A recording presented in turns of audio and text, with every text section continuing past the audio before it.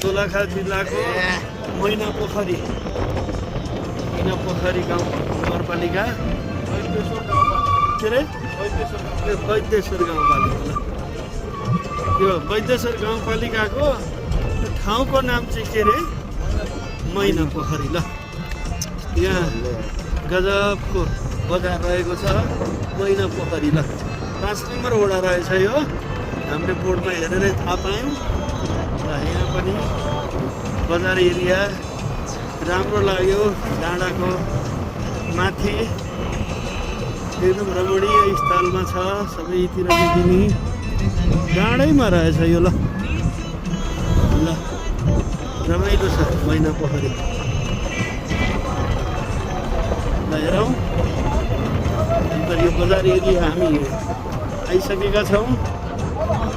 ल मैना पोखरी